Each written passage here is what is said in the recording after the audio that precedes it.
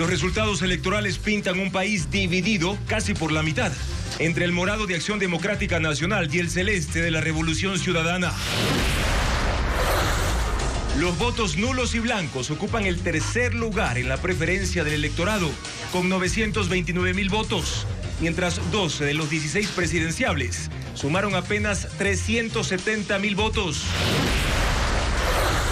Este miércoles, la jueza Nubia Vera realizará una nueva verificación del cumplimiento de su sentencia sobre la devolución de funciones a la vicepresidenta Verónica Abad. Por primera vez en 7 meses y gracias a las últimas lluvias, la central hidroeléctrica de Mazar alcanzó la cota máxima para la generación eléctrica. Los finalistas al concurso de renovación de la Corte Constitucional rindieron hoy la prueba de conocimientos. En el proceso quedan 6 candidatos tras la renuncia de 2 y la eliminación de otra. Los productores de banano están preocupados por el avance de la plaga del moco, que ha afectado 2.600 hectáreas en los ríos. A 18 meses de terminar su mandato, el presidente de Colombia, Gustavo Petro, pidió la renuncia de todo su gabinete de ministros. Emelec y Barcelona se preparan para el segundo clásico del astillero del año en la explosión azul de este martes. El Festival de Luces brilla en las calles de Copenhague, con 50 instalaciones que atraen a miles de personas a la capital danesa. Lunes 10 de febrero de 2025, amigos, bienvenidos a Televistazo Estelar en esta etapa postelectoral, una vez que el CNE ha confirmado que habrá segunda vuelta en abril próximo. El procesamiento de datos continúa a escala nacional en estos momentos, sin embargo, el escrutinio para los votos de binomios presidenciales está por llegar al 100% y vamos precisamente a revisar esa información. Daniel Noboa de ADN tiene hasta ahora el 44.19% de votos. Luisa González de la Alianza Reto Revolución Ciudadana, 43.92%, están a menos de 1% de diferencia. Leonidas Isa de Pachacutic, lista 18, 5.29%. Andrea González, 2.70%. Reitero, Daniel Noboa, 44.19%. Luisa González, 43.92%. Leonidas Isa, 5.29%. Y Andrea González en cuarto lugar con 2.70%. El resto de candidatos hay que mencionar que se mantienen con menos del 1%, tomando en cuenta que hasta ahora se ha escrutado el 95.04% de votos por parte del Consejo Nacional Electoral. Y a pesar de existir 16 binomios, solo 2, como lo acabamos de ver, lograron tener una votación representativa. Daniel Noboa ganó en las provincias de la Sierra y Galápagos, mientras que Luisa González en la costa. El voto de la Amazonía, en cambio, estuvo dividido. Diego Puente describe cómo queda el mapa electoral. Daniel Noboa y Luisa González lideran las preferencias electorales según los resultados oficiales del CNE. Así quedó pintado el mapa electoral. Noboa ganó en 9 de las 10 provincias de la Sierra, incluida Pichincha, la segunda en población a escala nacional, y en 4 de las 6 provincias amazónicas, Napu, Pastaza, Zamora Chinchipe y Morona Santiago. También se impuso en Galápagos. Mientras que Luisa González obtuvo la victoria en las 7 provincias de la costa. Ahí está Guayas, la más poblada. También ganó en Imbabura, en la Sierra, y en las provincias amazónicas de Sucumbíos y Orellana. Las provincias en las que Noboa tuvo mayor ventaja fueron Tungurahua, con una diferencia de 39% de los votos, Pastaza del 37% y Zamora Chinchipe 30%. Luisa González concentró más apoyo en Manabí, en la que obtuvo 32% de diferencia con relación a Noboa, Los Ríos 18% y Sucumbíos 25%. En otras provincias la ventaja es mínima. En Azuay, Noboa sacó una diferencia de 7% y González obtuvo 1% más en Santo Domingo y 3% en Imbabura. El Consejo Nacional Electoral todavía debe escrutar 1,74% de actas y validar el 6% que tiene errores. Ahora, si bien los resultados de las elecciones ponen en primer lugar a Daniel Noboa, la reacción del presidente y de su partido no son las de un candidato triunfador. Por el contrario, tanto él como su equipo completo han evitado las celebraciones y también las apariciones públicas. Ayer estaba todo listo para celebrar el triunfo. El local, la tarima, los simpatizantes. Se siente Los ministros que comenzaron a llegar con el optimismo por delante. Yo digo una sola vuelta. Sí. Pero poco a poco el ánimo cambió. Las horas pasaron y el candidato no apareció ni siquiera para la rueda de prensa que había convocado. Los resultados le dieron el primer lugar, motivo para celebrar, pero no le alcanzaron para triunfar en primera vuelta, motivo para empañar la celebración. Más aún si lo que lo separa del segundo lugar es menos de un punto de diferencia. La reacción oficial llegó más de 12 horas después, en un comunicado subido a las redes sociales. En él, Daniel Noboa agradece a quienes votaron por él. Les dice gracias por la esperanza y por el coraje de volver a creer. Y esboza algunas palabras que finalmente suenan a triunfo.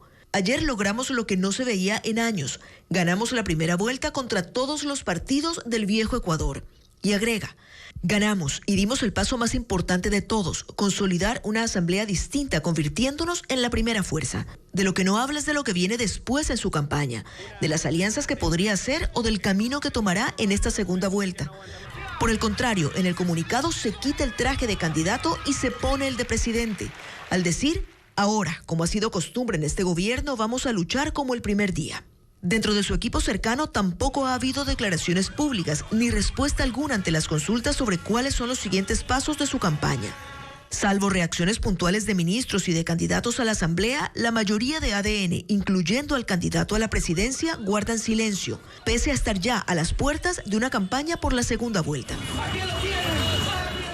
Y según la campaña de Luisa González, candidata por la Revolución Ciudadana, buscará la unidad nacional con otras organizaciones políticas con el objetivo de conseguir votos para esta segunda vuelta electoral. Diego Cuenca describe cómo se proyecta la campaña del correísmo de cara al balotaje.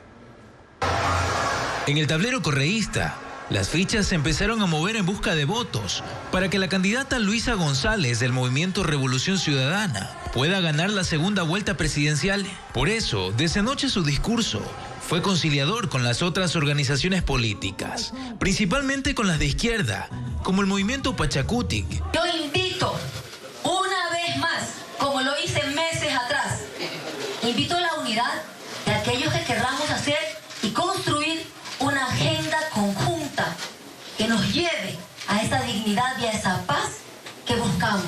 Esa unidad nacional a la que se refiere incluye a las organizaciones sociales, a las industrias y a estar dispuesta a buscar consensos con el movimiento indígena. Pero González pondrá sus límites, porque esta mañana en las primeras entrevistas con medios de comunicación aseguró que cederá hasta donde ella pueda ceder. El estratega de campaña de la Revolución Ciudadana describe hacia dónde apunta el movimiento. Con propuestas concretas, con lo cual seguramente haya aportes de distintos sectores que hay que seguir armando ese acuerdo programático que esté enfocado al 56% de ecuatorianos que ayer dijeron y votaron un cambio en el país. En este segundo tiempo electoral, también buscarán mostrar a una Luisa González más cercana a la gente. Sin embargo, no significa que bajará el tono contra su contrincante. En sus entrevistas de esta mañana, Luisa González continuó atacando a la gestión de Daniel Noboa. Lo calificó de mentiroso, de quien sí marcó distancia fue del líder de su movimiento, Rafael Correa. González sostuvo que es responsable únicamente de lo que ella diga o haga. Daniel Noboa perdió una gran cantidad de votos en 3 provincias de la Sierra y 2 de la Amazonía en comparación con las elecciones del año 2023. Su contrincante, Luisa González, también pierde votos, pero en menor porcentaje. A continuación, Francisco Arcés compara esas cifras. El mapa electoral por provincias cambió en relación a las elecciones del 2023. Daniel Noboa perdió 2 provincias en las que había ganado en ese año. En esa elección, él ganó en 16 provincias, todas las de la Sierra, además de Napo, Pastaza, Morona y Zamora en el oriente, El Oro en la costa y Galápagos. Pero este domingo, Imbabura se pintó de azul, al igual que El Oro en la costa. Si bien el presidente candidato mantiene la preferencia en 9 de las 10 provincias de la Sierra, en Cotopaxi, Chimborazo y Bolívar, en el centro del país, es donde más votos pierde en relación a las elecciones del 2023. Su votación se redujo en promedio 16,2%. En todas las provincias del oriente, Noboa pierde votos en relación al 2023. En Napo y Morona, Santiago, la reducción también suma en promedio 16%. Las provincias en las que más votos pierde Noboa son en las que Leonidas Issa tuvo sus mayores porcentajes. Noboa también perdió 6,41% de votos en El Oro, permitiendo así que Luisa González recupere esa provincia. Y al hacerlo, el correísmo mantiene a su favor todas las provincias de la costa, además de Sucumbíos y Orellana en el oriente. Sin embargo, en relación a la votación del 2023, González también pierde votos en las provincias de la Sierra Centro en porcentajes que no llegan al 15%. Y suma más votos que en el 2023 en Napo, Morona y Zamora en el oriente y Santa Elena en la costa.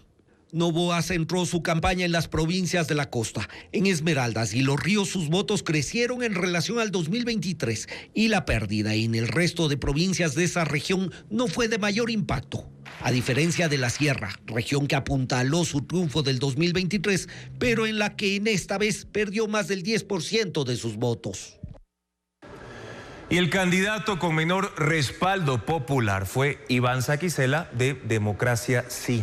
El expresidente de la Corte Nacional de Justicia obtuvo tan solo el 0.12% de toda la votación total. Adriana Bermeo tiene un resumen de los aspirantes a la presidencia con menor aceptación en las urnas. 12 de los 16 candidatos a la presidencia tuvieron cada uno menos de 1%. Con corte a las 16 horas de este lunes y con el 98.8% de votos procesados, el candidato con menor respaldo popular es el expresidente de la Corte Nacional de Justicia, Iván Saquicela de Democracia Sí, que obtuvo el 0.12% de la votación. Le sigue Juan Iván Cueva del Movimiento Amigos, 0.17%. Enrique Gómez suma 0.18%. Carlos Rabascal de Izquierda Democrática, 0.22%. Víctor Arauz, Pueblo, Igualdad, Democracia, 0.25%. Francesco Tabaqui de Creo, 0.26%. Luis Felipe Tillería, Avanza, 0.32%. Henry Cucalón de Construye, 0.36%. Jimmy Jairala del Movimiento Centro Democrático, 0.39%. Jorge Escala de Unidad Popular, 0.39%. Pedro Granja del Partido Socialista Ecuatoriano, 0.53%. Y Henry Kronfle del Partido Social Cristiano y expresidente de la Asamblea Nacional, 0.70%. Los 12 candidatos suman 377.780 votos que representan el 3.89% de la votación general. De ellos, 8 se han pronunciado sobre los resultados. Nosotros vamos a continuar en la arena. Nosotros vamos a continuar en la lucha política, la lucha por los ideales, por los valores democráticos, por una democracia, por una economía que funcione para todos, están ahí, se encuentran intactos. Para mí es un triunfo. No me dejaron pautar ni un solo centavo en las redes sociales, me tenían bloqueado por todos lados. Y sacar esa cantidad de votos me parece súper lindo. Los demás reaccionaron en sus cuentas de X. Iván Saquicela dijo que su campaña fue pobre y que tengan la fuerza por campañas millonarias no significa que tengan la razón. Juan Iván Cueva reconoció los resultados y agradeció al país. Lo mismo hizo Luis Felipe Tillería, que añadió que el éxito nunca llega a la primera y que esto recién empieza. Jimmy Jairala y Jorge Escala emitieron comunicados. Jairala señaló que el país necesita unidad, compromiso y soluciones. Y Escala aseguró que pronto nos encontraremos en nuevas jornadas por las libertades y la democracia. Solo Carlos Rabascal dijo que apoyará a uno de los 2 candidatos finalistas. Votará por Luisa González. Esa es su decisión, no la del Partido Izquierda Democrática, que no respaldará a ninguno. La vicepresidenta Verónica Abad no ha reintentado ingresar a su despacho. La policía ya envió el parte de lo ocurrido el viernes y se espera una diligencia este miércoles en el Ministerio del Trabajo. Fabiola Santana con los detalles. Este lunes la policía envió a la jueza Nubia Vera su informe sobre lo ocurrido el viernes en la vicepresidencia. En este documento no consta que se impidió el ingreso a la vicepresidenta Verónica Abad y a la jueza Vera. El capitán Cristian Lagos solo detalla que los exteriores de esa institución se encontraba cerrada y vallada. El cierre se justifica con otro parte de inteligencia policial que alertaba de posibles alteraciones a la seguridad y orden público en ese lugar. El documento servirá de insumo a la jueza para determinar el incumplimiento o no de la sentencia de restitución de su cargo a Abad y el acceso a su despacho. Este martes se cumple el término de 48 horas para que Daniel Noboa ordene a quien corresponde permitir que ingrese a Abad y se le habilite su Quipux. De incumplirlo podría acarrear sanciones desde las pecuniarias hasta la destitución del mandatario por parte de la Corte Constitucional. El artículo 22.4 de la Ley Orgánica de Garantías Jurisdiccionales y Control Constitucional faculta a la jueza a notificar el incumplimiento y que sean destituidos de su cargo. ¿Qué nos ha dicho la Corte Constitucional en el desarrollo de su jurisprudencia? Que la destitución solo la puede hacer la Corte Constitucional. Otro punto de la sentencia será verificada este miércoles en la tarde en el Ministerio de Trabajo. Ahí la jueza reinstalará la audiencia de seguimiento y constatará si la ministra Ivonne Núñez colocó la placa de disculpas a Abad como parte de su reparación integral. Y a una semana de un polémico Consejo de Ministros televisado que causó fracturas en el gobierno colombiano, el presidente Gustavo Petro pidió la renuncia a todo su gabinete, una medida que ha dicho toma para lograr un mayor cumplimiento del programa ordenado por el pueblo. Informa Eliana Suárez. El presidente colombiano Gustavo Petro enfrenta una severa crisis interna y este domingo decidió disolver su gabinete. Así lo anunció con un mensaje de X. Es solicitado renuncia protocolaria a ministras, ministros y directores de departamentos administrativos. Petro recalcó que a partir de ahora, cuando le faltan 18 meses para terminar su mandato, su gobierno se concentrará completamente en el cumplimiento del programa para el pueblo.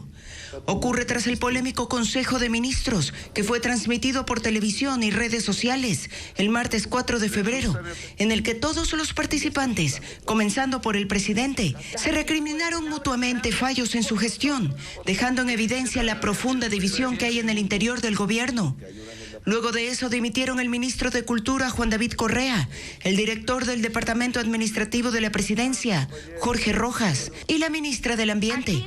Pero la ola de renuncias siguió este domingo con la ministra de Trabajo, el ministro de Minas y la canciller Laura Sarabia, cuyo nombramiento detonó el descontento del gabinete en la reunión televisada. Además de los 19 ministros, otros 6 altos funcionarios dejaron sus cargos, mientras Petro realiza una gira oficial por Medio Oriente. La plaga conocida como el moco avanza en los ríos, amenazando la producción bananera del país. Con más de 2.600 hectáreas afectadas, la falta de bioseguridad en las fincas agrava la situación. Mientras algunos productores enfrentan brotes sin las medidas adecuadas, otros, en cambio, han logrado contener esa plaga. Drones, monitoreo satelital e incluso capacitaciones son parte de la estrategia. La plaga del moco sigue afectando a los ríos, la principal productora de banano del país. Esta bacteria ha dañado 2.634 hectáreas de plantaciones de la fruta en 8 de sus 13 cantones, según Agrocalidad. El foco principal está en Quinsaloma, con 993 hectáreas afectadas, Baba 511 y Buenafé 449. En la provincia hay 1.578 fincas y uno de los principales desafíos es la falta de medidas de bioseguridad, pues el 75% no tiene barreras de acceso como cercos o portones, el 76% carece de sistemas de desinfección y el 66% no emplea amonio cuaternario en la limpieza de herramientas. Ante este escenario, la prevención se ha convertido en la principal estrategia.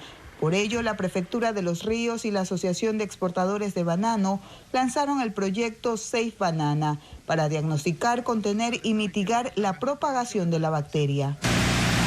Con el uso de drones, 3 brigadas recorren plantaciones y capturan imágenes que, junto con información satelital, permite mapear cada finca. Estos datos se envían al Observatorio Nacional del Banano, donde identifican posibles focos de infección. Una vez detectadas las zonas, el equipo de campo se dirige al sitio para verificar la delimitación de 5 por 5 metros alrededor de la planta enferma y así aislarla. También inspeccionan los controles de descontaminación. Un ejemplo es una plantación en la parroquia San Carlos, en Quevedo, que tiene un espacio para desinfectar vehículos y una zona para la limpieza del calzado con agua y amonio cuaternario. Sin embargo, cuando los técnicos evaluaron la concentración del desinfectante, detectaron que no era óptima. Aquí encontraron 6 puntos de infección que comprometieron 1 hectárea. Nosotros hemos podido identificar que de cada 10 productores, solo 3 están cumpliendo con los protocolos. También hay ejemplos positivos. En la parroquia Antonio Sotomayor en Vinces, una finca ha logrado contener 3 brotes de moco en 1 año e incluso ya han logrado recuperar parte de ese suelo. La hemos controlado con muchos microorganismos y el raquis de banano. Los técnicos también han capacitado a 1.300 agricultores. Y mañana Televistazo continúa con esta serie y mostrará las estrategias para frenar la expansión del moco en el país. La Cruz Roja realiza exámenes gratuitos de tiroides e hígado graso en sus sedes en 10 ciudades del Ecuador. Se podrá acceder a este beneficio hasta marzo, pero ¿cómo hacerlo? Adriana Bermeo precisamente detalla este y otros servicios a continuación. La Cruz Roja realiza exámenes gratuitos de tiroides y de hígado graso durante febrero y marzo a escala nacional. La revisión se hace con ecografías que sirven para alertar a los pacientes de nódulos, inflamaciones, trastornos como el hipo e hipertiroidismo y prevenir enfermedades hepáticas avanzadas. Para los exámenes se puede acudir a las sedes de la Cruz Roja desde las 8:30 hasta las 16 horas o llamar al 098-097-2074 a sus centros médicos para obtener una cita. El diagnóstico se informa inmediatamente. El Ministerio de Educación, con el respaldo de la Contraloría, capacitará a 165,000 docentes del sistema de educación fiscal sobre valores y ética. El curso es virtual y las inscripciones estarán abiertas desde el 14 de febrero hasta el 5 de marzo en la página web mecapacito.educacion.gov.es. El curso iniciará el 7 de marzo. El IES emitió una alerta para evitar el pago indebido del seguro de desempleo. Si el afiliado consigue trabajo y está recibiendo este beneficio, debe reportarlo inmediatamente en la página web de la Seguridad Social. Si no lo hace, el dinero percibido deberá ser devuelto con intereses. Los afiliados tampoco podrán cobrar la pensión de jubilación y el seguro de desempleo de forma simultánea.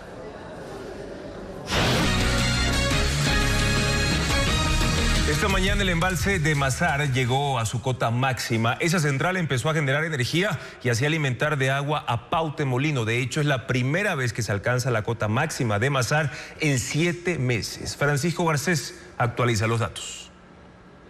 A las 11 de la mañana de este lunes, el embalse de Mazar llegó a su cota máxima, 2.153 metros sobre el nivel del mar, altura que no registraba desde junio del año pasado.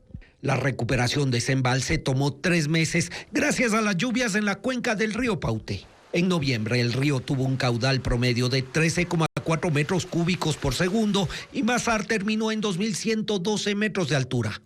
En diciembre alcanzó 2.117 metros y en enero, con un caudal de 80 metros por segundo, el embalse subió a 2.149 metros. Con el embalse lleno, el Ministerio de Energía incendió la central para no desechar el agua.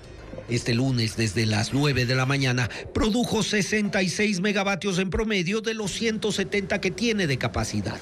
Ese nivel de generación le permite evacuar el agua, pero no sacrificar altura del embalse y alimentar a Paute Molino aguas abajo.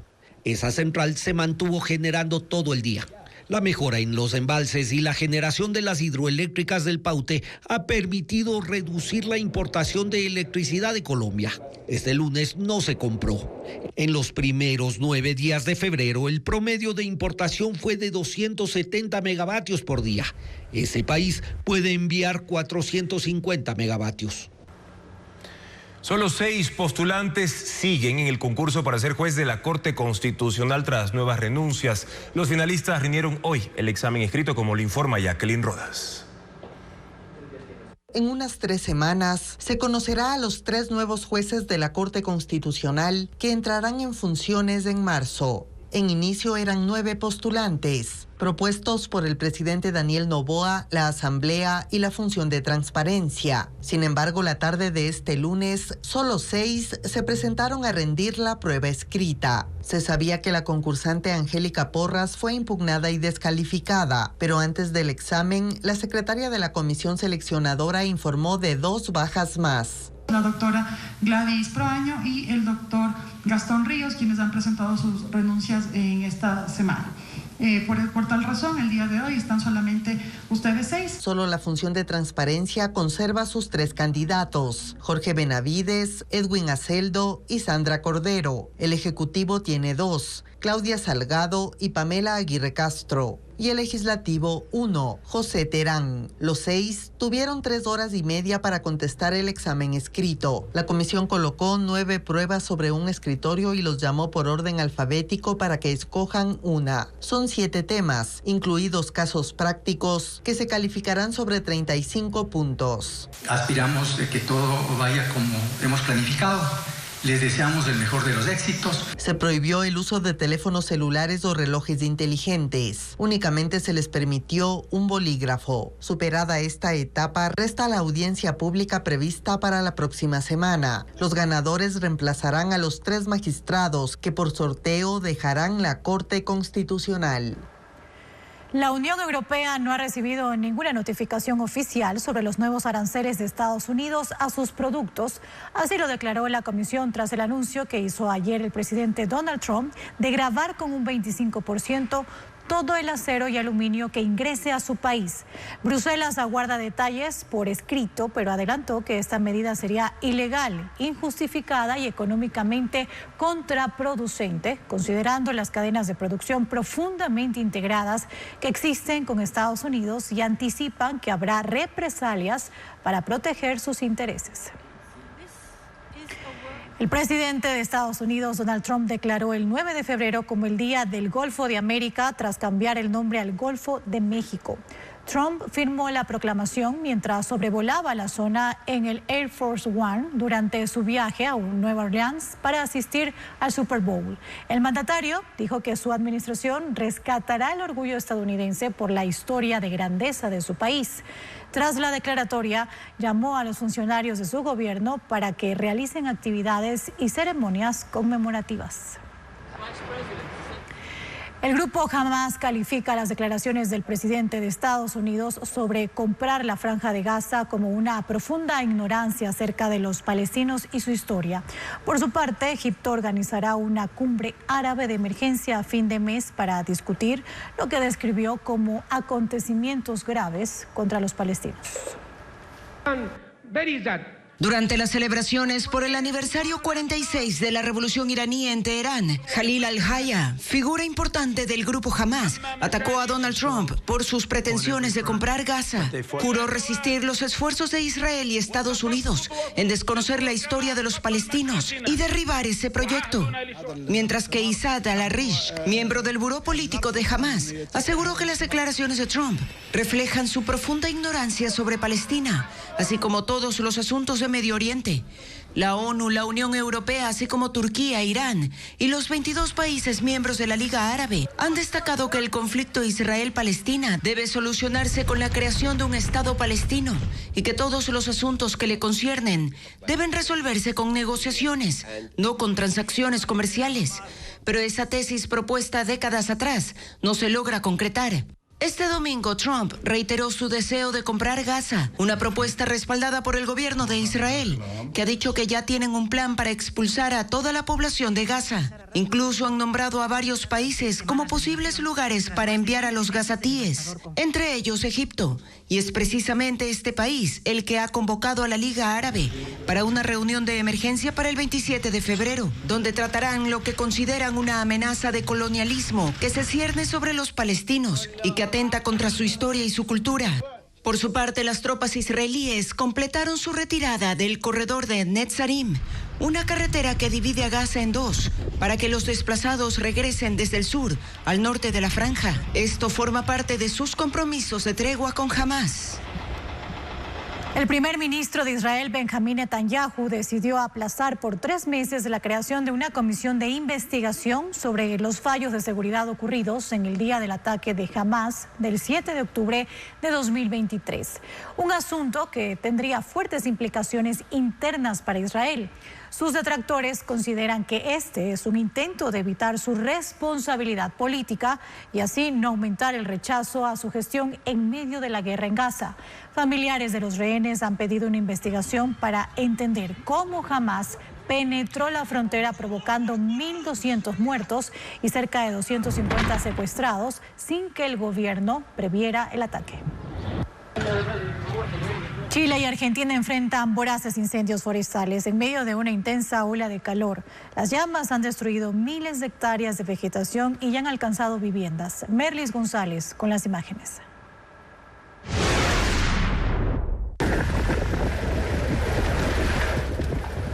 El presidente chileno Gabriel Boric declaró estado de emergencia en 2 regiones del centro y sur del país por los incendios forestales. Son 15 focos que afectan Ñuble y Maule, zonas golpeadas por la intensa ola de calor que ha elevado las temperaturas sobre los 40 grados centígrados. Acá de lo que estamos hablando. Acerca de la medida, Boric dijo que incluye un toque de queda nocturno para facilitar la movilización de bomberos, así como el despliegue de militares que reforzarán la seguridad y el apoyo logístico. Hasta el momento se ha reportado la muerte de una mujer a causa de los incendios y la detención de 60 personas acusadas de prender las llamas.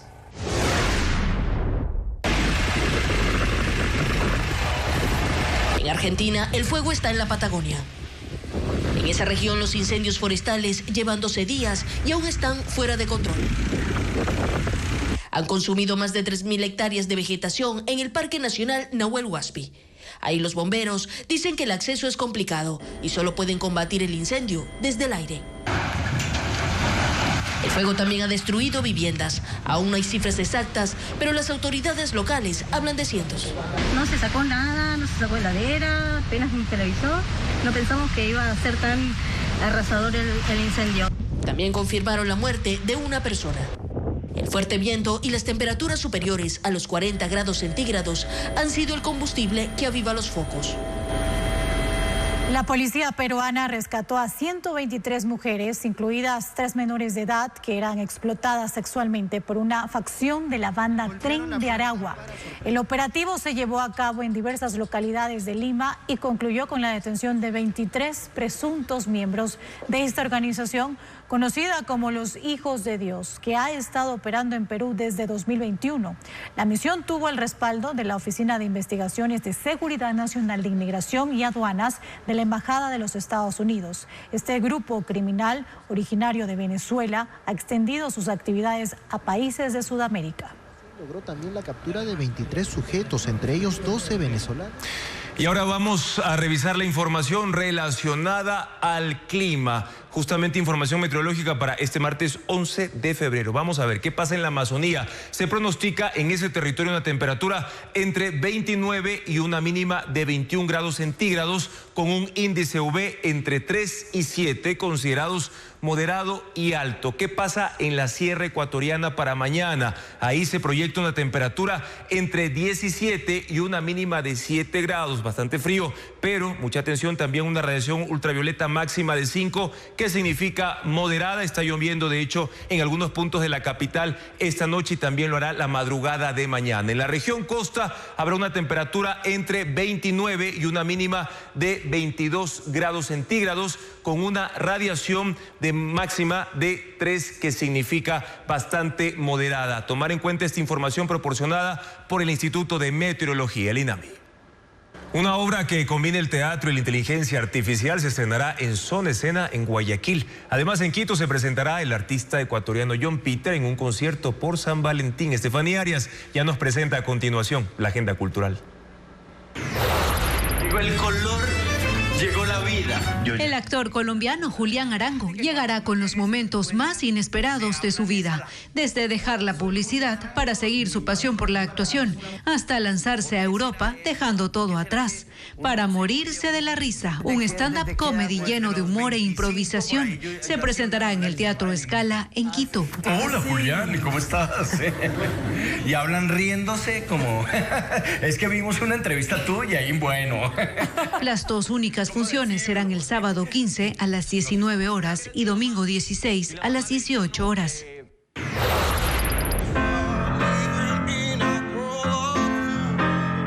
Una velada romántica con clásicos que enamoran. Valentine's Night, un concierto que se presentará en la Casa de la Música en Quito, con el artista ecuatoriano John Peter, quien conquistó a los jueces de La Voz Uruguay, clasificando a las batallas de esta competencia.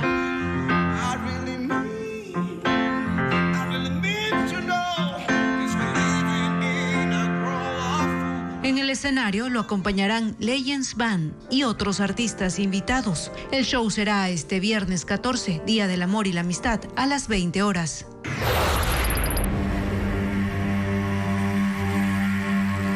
Un experimento teatral donde un actor comparte escena en tiempo real con la inteligencia artificial.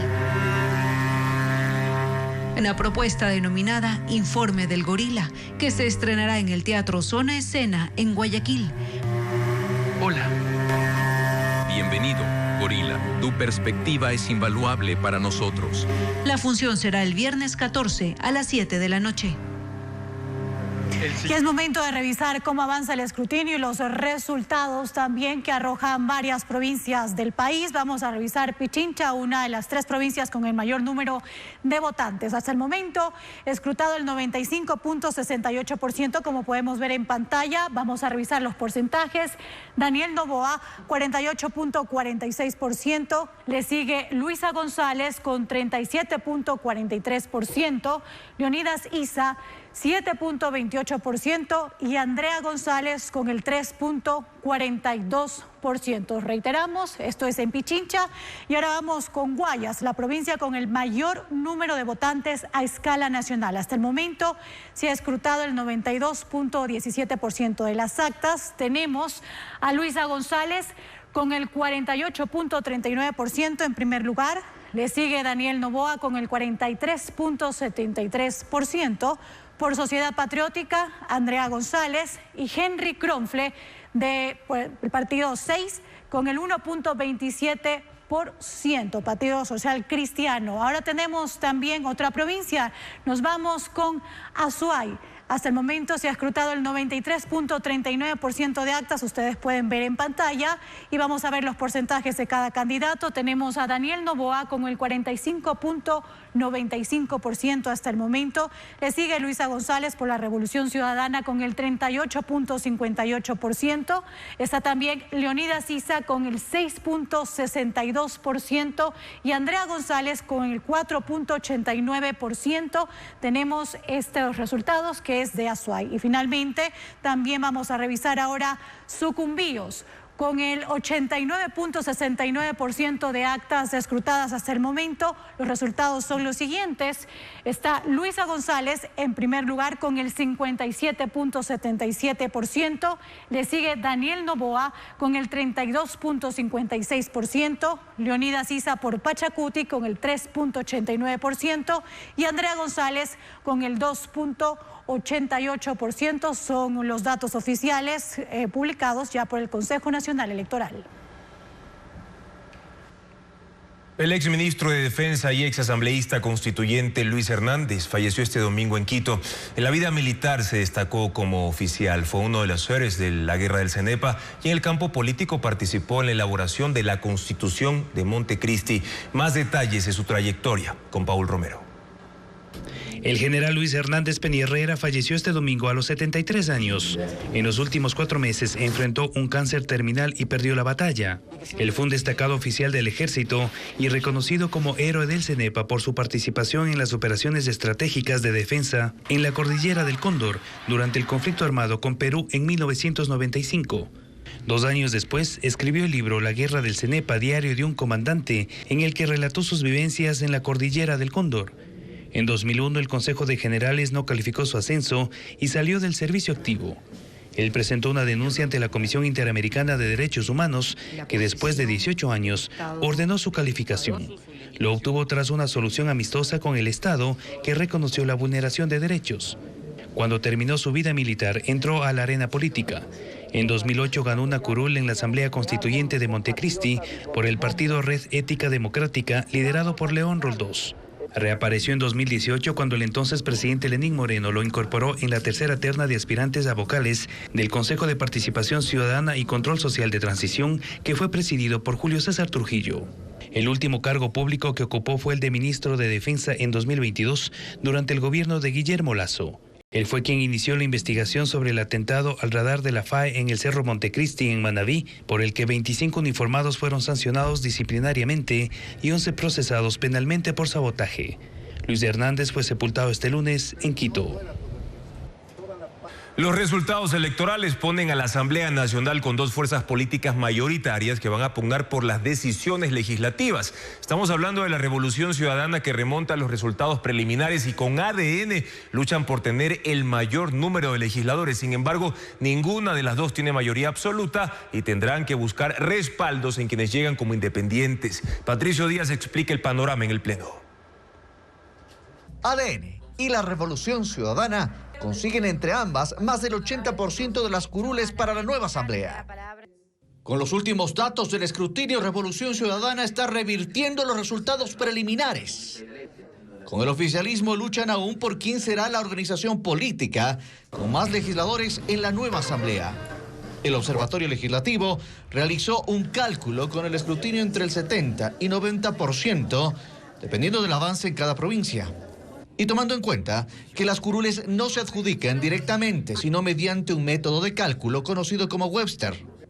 Con esa información, la Revolución Ciudadana alcanzaría 67 legisladores, ADN 66, Pachacutic 8, el Partido Social Cristiano 5 y otros 5. En este grupo pueden llegar Construye y movimientos locales, por ejemplo. De los casi 100 candidatos que se lanzaron a la reelección, al menos el 60% ha sido reelectos. A pesar de que la ciudadanía se dio cuenta de que muchos de ellos no hicieron una buena gestión o incluso tuvieron más del 40% de faltas en el Pleno de la Asamblea Nacional, igual volvieron a ser reelectos. Esta nueva asamblea tendrá 151 legisladores y para hacer mayoría absoluta y poder tomar decisiones se requieren 77 votos. Ninguna de las dos fuerzas políticas alcanzará ese número. El correísmo, sin embargo, ha tenido como aliados precisamente a Pachacutic y el Partido Social Cristiano. Con este resultado de corte bipartidista que hemos dado los ecuatorianos, posiblemente el transfugismo político vaya a disminuir, porque en este caso va a ser muy notorio aquellos legisladores que se cambien de camiseta a estas organizaciones políticas. Los candidatos que lideran las listas nacionales de ambas tendencias son Anabela Asín y Nils Olsen por ADN, Raúl Chávez y Paola Cabezas por el correísmo. 5 organizaciones políticas perdieron representación política en la Asamblea Nacional. Entre las más afectadas están Construye y también el Partido Social Cristiano. Paul Romero con el análisis. 5 organizaciones políticas son las damnificadas de las elecciones legislativas de este domingo. El movimiento oficialista y la Revolución Ciudadana eliminaron a los partidos y movimientos que en las elecciones de agosto de 2023, tras la muerte cruzada, alcanzaron representación parlamentaria. El movimiento Construye es el más afectado. Pasó de ser la segunda fuerza política cuando consiguió 29 asambleístas a 1 en la provincia de Imbabura. El Partido Social Cristiano, de 19 legisladores, cae a 5. Consiguió un representante nacional y 4 provinciales. El movimiento suma de 4 legisladores a 0. Avanza de 3 parlamentarios a 0. El Partido Sociedad Patriótica de 2 asambleístas a 0. Unidad Popular mantiene la misma representación, un asambleísta. Este cambio del mapa legislativo arrancó con las deserciones y camisetazos entre 2023 y 2024. El movimiento oficialista Acción Democrática Nacional, que llegó con 14 asambleístas y sumó 20 entre socialcristianos, correístas, Construye e independientes. Partidos históricos como el Socialista, la Izquierda Democrática y otros de reciente participación salieron de la elección de este domingo prácticamente liquidados. Por segunda elección consecutiva, la izquierda democrática no consiguió un solo parlamentario. El movimiento Creo, que en 2021 llevó al poder a Guillermo Lasso, no consiguió ni una curul. En situación similar quedan el Partido Socialista, Democracia Sí, Movimiento Amigo, Pueblo, Igualdad y Democracia y Centro Democrático. Y seguimos revisando los resultados tras estas elecciones generales que se desarrollaron ayer. 13.7 millones de ecuatorianos acudieron a las urnas. Ya ha escrutado el total nacional el 95.44%. Información oficial del Consejo Nacional Electoral. Mantiene la delantera Daniel Noboa con el 44.17%, pero muy cerca está Luisa González con el 43.93% en segundo lugar. Leonidas Issa, el tercer lugar, con 5.3%. Andrea González 2.69%. Reitero, escrutado 95.44% de votos del total nacional. ¿Qué pasa en algunas provincias con el proceso de escrutinio y los resultados? Lo vemos a continuación. En Manabí, Luisa González 62.92%, Daniel Noboa 30.19%. Estamos revisando la provincia de Manabí.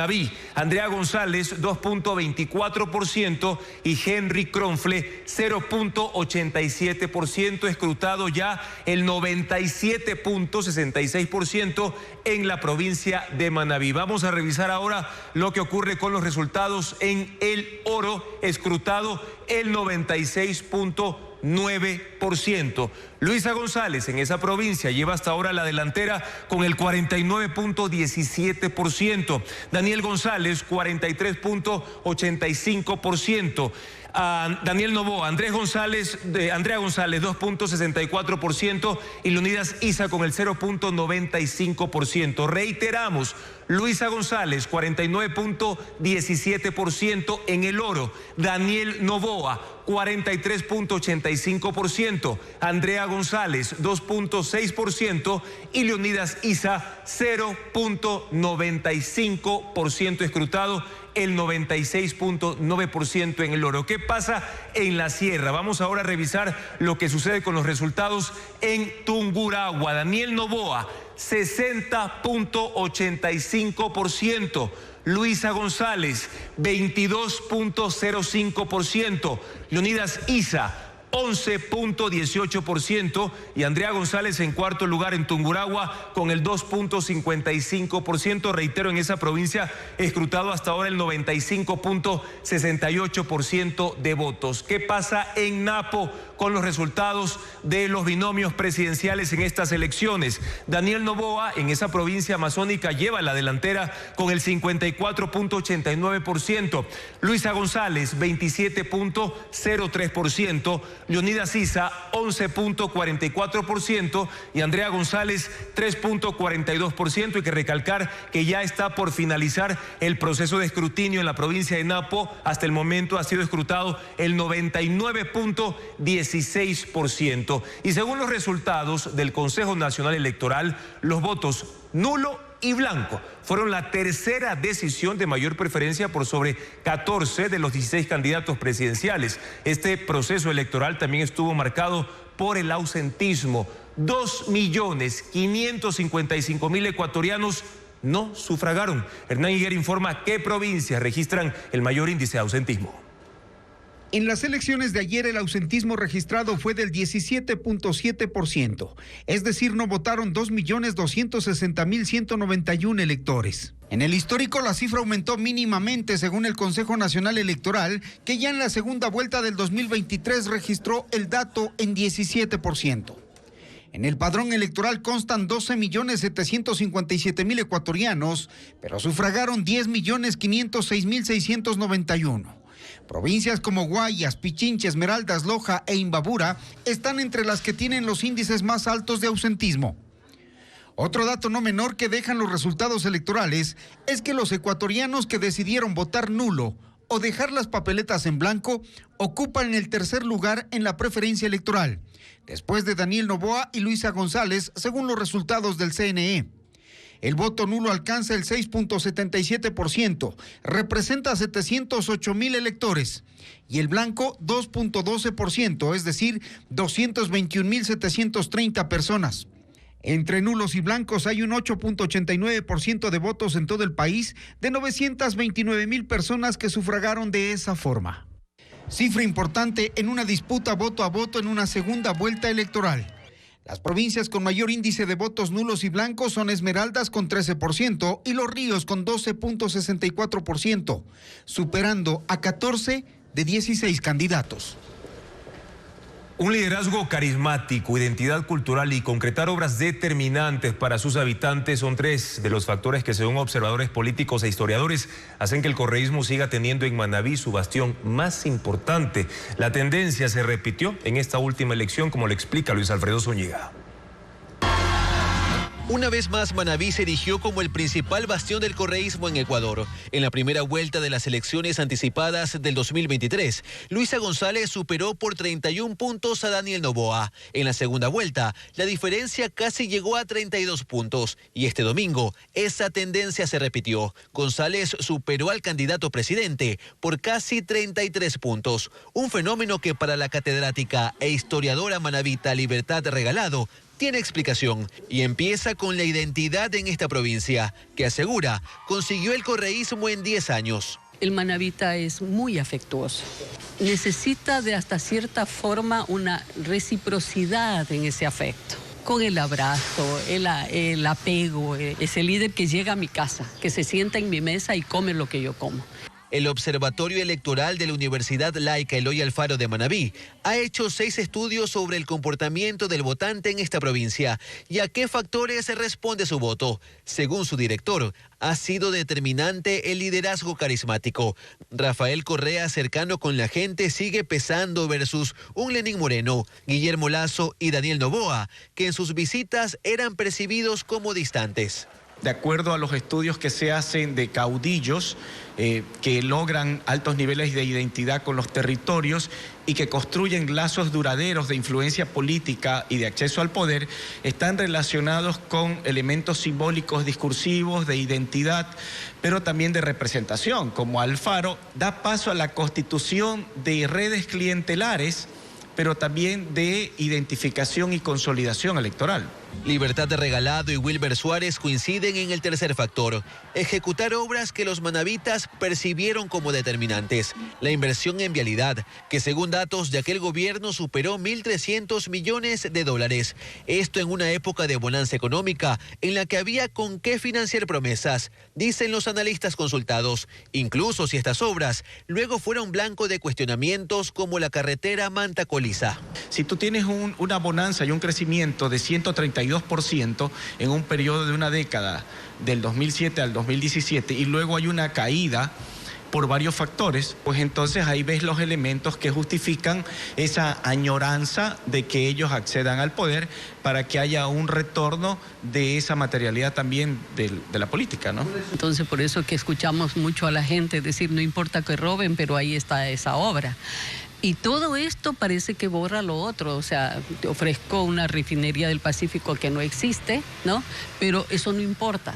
La tendencia también se marcó hasta en lo físico de esta última campaña. En algunas calles de cantones como Puerto Viejo, Montecristi y Manta, predominó la propaganda política del correísmo, con el rostro de Luisa González en afiches y vallas, en postes y paredes, opacando a la de otros partidos políticos. Y el candidato de Pachacutic, Leonidas Issa, obtuvo el tercer lugar en estas elecciones generales. El movimiento mantiene su porcentaje histórico. Pachacutic ha participado en 7 elecciones nacionales, como le informa Carla Delgado. Leonidas Issa del movimiento Pachacutic quedó tercero entre 16 candidatos con el 5.3%, con más del 98% de votos escrutados. Sin embargo, no ganó en ninguna de las provincias que concentran el voto indígena. En Cotopaxi, donde más porcentaje de votación obtuvo, el 29.15%, ganó Daniel Noboa, con el 37.72%. Luisa González ocupó el tercer lugar, con el 27.88%. En Chimborazo alcanzó el 17.01%. Noboa obtuvo el 52.25%, seguido de Luisa González con el 24.54%. En Tungurahua logró el 11.11%. Daniel Noboa se llevó la mayoría de votos con el 60.93%, seguido de Luisa González con el 22.05%. En Imbabura consiguió el 13.94% de votos. Luisa González se alzó con la mayoría de votos, 41.67%, y Noboa la siguió con el 38.35%. En la Amazonía ocurrió un fenómeno igual al de la Sierra Centro. En Pastaza obtuvo el 8.97%, mientras Daniel Noboa el 61.34% y Luisa González 23.95%. En Napo logró el 11.09%, Daniel Noboa el 55.23% y Luisa González 26.24% de las votaciones.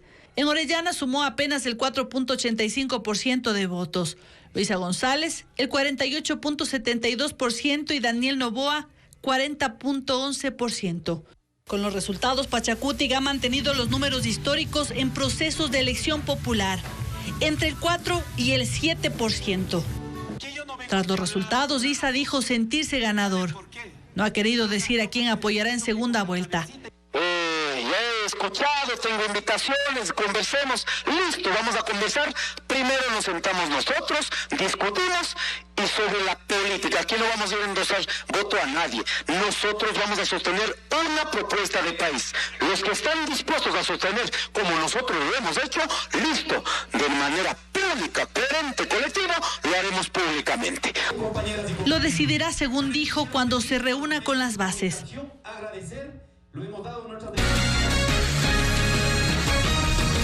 En medio de las elecciones de este domingo, el humor fue tendencia en las redes sociales. Y algunos personajes públicos y ciudadanos lograron llamar la atención en los recintos electorales.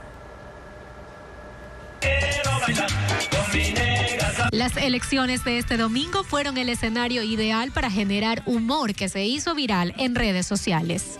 Algunos llegaron con atuendos extravagantes como la influencer manavita Elba González. Al estilo de una reina, recorrió las calles de Calceta en Manabí, en el balde de una camioneta que llevaba un cartel con su nombre. Además llevaba racimos de verde, cocos y luego estuvo acompañada por un burro hasta su recinto electoral. También la actriz Carolina Jaume llegó vestida de novia y caminó por la alfombra roja hasta el lugar donde sufragó en el norte de Guayaquil. Fue acompañada por su estilista y un fotógrafo personal. Otro vestuario que llamó la atención fue del influencer nacionalizado en Ecuador, Kevin Rubio, quien acudió a votar vistiendo un traje con los colores de la bandera nacional. En San Borondón, el creador de contenido Iván Farah recreó un video donde llegó a sufragar en helicóptero y luego se subió a un vehículo, usando gafas oscuras y acompañado por guardaespaldas, como una verdadera celebridad. Algunos ciudadanos también se volvieron virales por su particular manera de aclarar que estaban al día en las pensiones alimenticias, pegándose carteles en sus camisetas. Otros adjuntaban recibos y otros no lograron salvarse de las autoridades.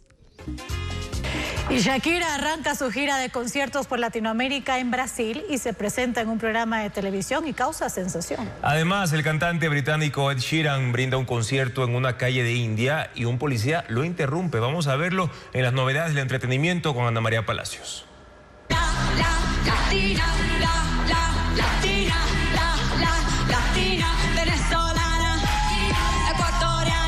Shakira enloqueció a sus fanáticos en Brasil con su presentación en el programa de televisión Domingao, conocido por su gran audiencia y en el que le hicieron un homenaje.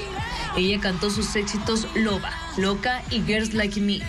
Eligió Brasil para iniciar su gira de conciertos Las Mujeres Ya No Lloran, que arrancará el 11 de febrero en Río de Janeiro y continuará el 13 de febrero en Sao Paulo. Ed Sheeran ofreció un concierto improvisado en la India. La policía intervino y desenchufó su altavoz cuando cantaba uno de sus temas más populares. En los videos que circulan en redes sociales, el oficial le dijo que no tiene autorización y pidió al artista que desalojara el lugar, generando molestias en el público. En Dinamarca, el Festival de la Luz de Copenhague Copenhague presenta más de 50 instalaciones artísticas que aportan brillo y color a esa ciudad. Se trata de una exposición de arte luminoso al aire libre, la más grande de Europa. Estefanía Arias con las imágenes.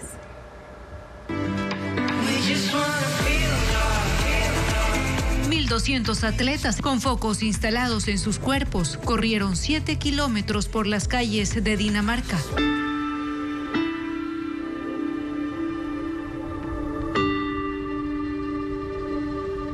Se trata de una de las actividades del Festival de la Luz de Copenhague, en el que las calles de esta ciudad se iluminan con luces LED. Son 50 obras de arte como esculturas, proyecciones y linternas. Las piezas tienen como temática el medio ambiente. El recorrido empieza en el muelle y pasa por lugares icónicos de la capital. Incluso están en áreas residenciales. Me siento feliz de correr con 1.200 personas y todos sonríen. Así que realmente creo que esto contribuye a la felicidad de mi ciudad. Cada año, unas 400.000 personas acuden al Festival de la Luz, que se ha convertido en uno de los eventos gratuitos más grandes de Europa y que incluye la corrida. Las instalaciones estarán hasta el 23 de febrero. Gracias por su confianza y sintonía, amigos. Mañana en Contacto Directo, el mapa electoral del país quedó prácticamente dividido en dos fuerzas políticas. Lo analizará Simón Pachano, doctor en Ciencias Políticas. Además, Ángel Emilio Hidalgo, historiador y catedrático universitario, analizará el declive del Partido Social Cristiano y la desaparición de la Izquierda Democrática, el Partido Socialista, la Unidad Popular y también Construye. Los esperamos en la primera emisión de Televistazo a las 5:55 de la mañana y también en ecuavisa.com. Siempre información actualizada. Buenas noches.